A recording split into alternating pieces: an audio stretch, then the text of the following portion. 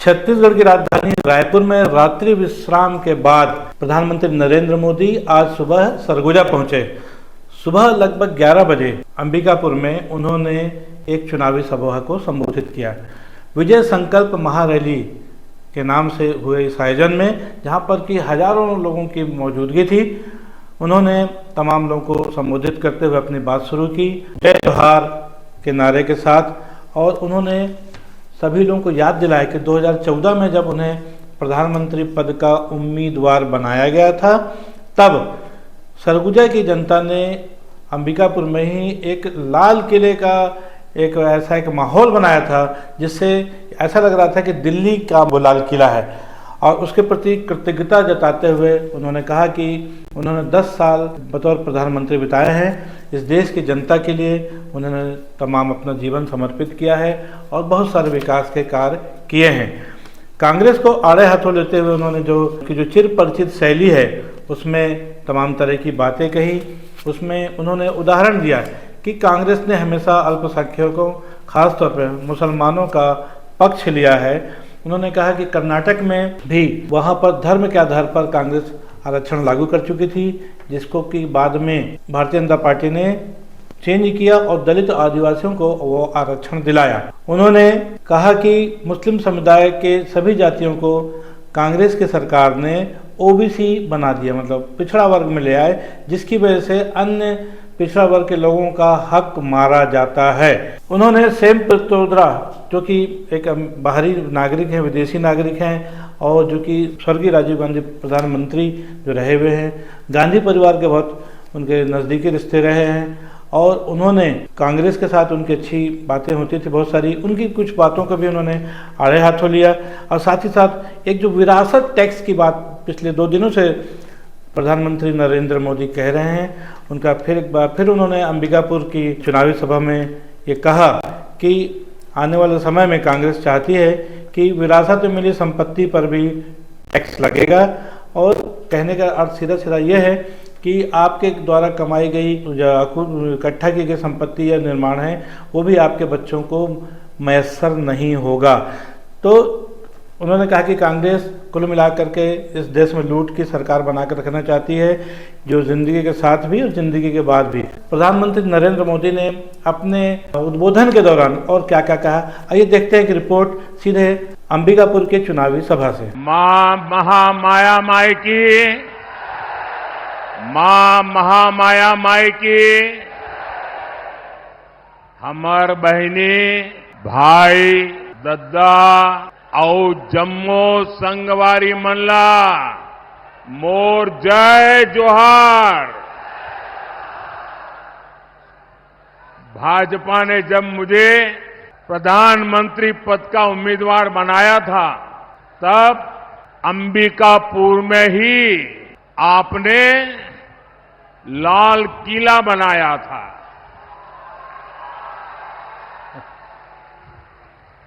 और जो कांग्रेस का इकोसिस्टम है, आए दिन मोदी पर हमला करने के लिए जगह ढूंढते रहते हैं। उस पूरी टोली ने उस समय मुझ पर बहुत हमला बोल दिया था कि ये लाल किला कैसे बनाया जा सकता है, अभी तो प्रधानमंत्री का चुनाव बाकी है और ये लाल किले का दृश्य बना करके वहां से सभा कर रहे, कैसा करते, यानी तूफान मचा दिया था, बात का बवंडर बना दिया था। लेकिन आपकी सोच से वही मोदी लाल किले पर पहुंचा और राष्ट्र के नाम संदेश दिया। और आज अंबिकापुर ये क्षेत्र फिर वही आशीर्वाद दे रहा है। फिर एक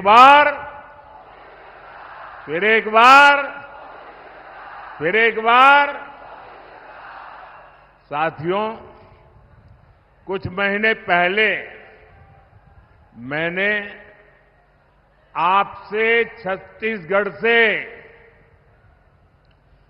कांग्रेस का भ्रष्टाचारी पंजा हटाने के लिए आशीर्वाद मांगा था।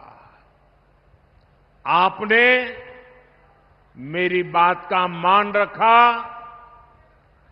और इस भ्रष्टाचारी पंजे को साफ कर दिया। और आज देखिए, आप सबके आशीर्वाद से सरगुजा की संतान, आदिवासी समाज की संतान आज छत्तीसगढ़ का मुख्यमंत्री के रूप में छत्तीसगढ़ के सपनों को साकार कर रहा है। और मेरे अनन्य साथी भाई विष्णु जी विकास के लिए बहुत तेजी से काम कर रहे हैं। आप देखिए, अभी कोई ज्यादा समय नहीं हुआ है, बहुत कम समय हुआ है, लेकिन इन्होंने इतने कम समय में रॉकेट की गति से सरकार चलाई है। धान किसानों को दी गारंटी, पूरी कर दी। अब तेंदुपत्ता संग्राहकों को भी ज्यादा पैसा मिल रहा है। तेंदुपत्ता खरीद भी तेजी से हो रही है। यहां की माताओं बहनों को महतारी वंदन योजना से भी लाभ हुआ है। छत्तीसगढ़ में जिस तरह कांग्रेस के घोटालेबाजों पर एक्शन हो रहा है, ये पूरा देश देख रहा है। साथियों, मैं आज आपसे विकसित भारत, विकसित छत्तीसगढ़ के लिए आशीर्वाद मांगने के लिए आया हूं।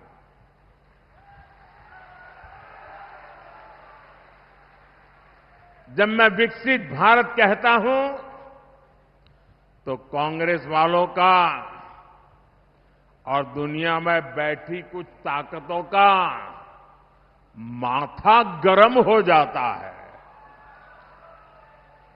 अगर भारत शक्तिशाली हो गया तो कुछ ताकतों का खेल ही बिगड़ जाएगा। आज अगर भारत आत्मनिर्भर बन गया तो कुछ ताकतों की दुकान बंद हो जाएगी। इसलिए वो भारत में कांग्रेस और इंडी गठबंधन की कमजोर सरकार चाहते हैं। ऐसी कांग्रेस सरकार जो आपस में लड़ती रहे, जो घोटाले करती रहे। साथियों, कांग्रेस का इतिहास सत्ता के लालच में देश को तबाह करने का रहा है। देश में आतंकवाद फैला, किसके कारण फैला? किसके कारण फैला? किसके कारण फैला? किसके कारण फैला? देश में नक्सलवाद बढ़ा, किसके कारण बढ़ा? किसके कारण बढ़ा? साथियों, कांग्रेस का कुशासन और लापरवाही यही कारण है कि देश बर्बाद होता गया। आज भाजपा सरकार आतंकवाद और नक्सलवाद के विरुद्ध कड़ी कार्रवाई कर रही है, लेकिन कांग्रेस क्या कर रही है? कांग्रेस हिंसा फैलाने वालों का समर्थन कर रही है। इतना ही नहीं, जो लोग निर्दोषों को मारते हैं, लोगों का जीना हराम कर देते हैं, पुलिस पे हमला करते हैं, सुरक्षा बलों पर हमला करते हैं, अगर वो मारे जाएं तो एक कांग्रेस वाले उनको शहीद कहते हैं। जब आप ऐसे लोगों को शहीद कहते हो ना, तो इस देश के शहीदों का, वीरों का अपमान करते हो। इसी कांग्रेस की सबसे बड़ी नेता आतंकवादियों के मारे जाने पर आंसू बहाती है। ऐसी ही करतूतों के कारण कांग्रेस देश का भरोसा खो चुकी है। भाइयों और बहनों, आज जब मैं सरगुजा आया हूं तो कांग्रेस की मुस्लिम लीगी सोच को देश के सामने रखना चाहता हूं। और जब उनका मैनिफेस्टो आया उसी दिन मैंने कह दिया था, आज नहीं कह रहा हूं, उसी दिन कहा था कि कांग्रेस का मैनिफेस्टो पर मुस्लिम लीग की छाप है। साथियों, जब संविधान बन रहा था, काफी चर्चा विचारणा के बाद देश के सभी बुद्धिमान लोगों के चिंतन मनन के बाद बाबा साहब आंबेडकर के नेतृत्व में ये तय किया गया था कि भारत में धर्म के आधार पर आरक्षण नहीं होगा। आरक्षण होगा तो मेरे दलित भाई बहनों के लिए होगा, मेरे आदिवासी भाई बहनों के लिए होगा, लेकिन धर्म के नाम पर आरक्षण नहीं होगा। लेकिन वोट बैंक की भूखी कांग्रेस ने कभी इन महापुरुषों की बातों की परवाह नहीं की, संविधान की पवित्रता की परवाह नहीं की, बाबा साहब आंबेडकर के शब्दों की परवाह नहीं की। कांग्रेस ने बरसों पहले आंध्र प्रदेश में धर्म के आधार पर आरक्षण देने का प्रयास किया था। फिर कांग्रेस ने इसको पूरे देश में लागू करने की योजना बनाई। इन लोगों ने धर्म के आधार पर 15% आरक्षण की बात कही और ये भी कहा कि एससी, एसटी, ओबीसी का जो कोटा है उसी में से कम करके, उसी में से चुरा करके ये धर्म के आधार पर कुछ लोगों को आरक्षण दिया जाए। 2009 के अपने घोषणा पत्र में कांग्रेस ने यही इरादा भी जताया। 2014 के कांग्रेस के घोषणा पत्र में भी इन्होंने साफ साफ कहा था कि वो इस मामले को कभी भी छोड़ेंगे नहीं। मतलब धर्म के आधार पर आरक्षण देंगे, अगर दलितों का, आदिवासियों का आरक्षण कट करना पड़े तो करेंगे।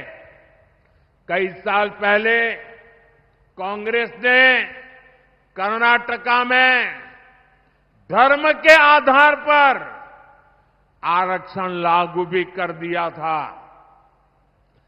जब वहां बीजेपी सरकार आई तो हमने संविधान के विरुद्ध, बाबा साहब आंबेडकर की भावना के विरुद्ध कांग्रेस ने जो निर्णय किया था उसको उखाड़ करके फेंक दिया और दलितों को, आदिवासियों को, पिछड़ों को उनका अधिकार वापस दिया। लेकिन कर्नाटक की कांग्रेस सरकार, उसने और एक पाप किया। मुस्लिम समुदाय में जितनी भी जातियां हैं सबको उन्होंने ओबीसी कोटा में डाल दिया और ओबीसी बना दिया।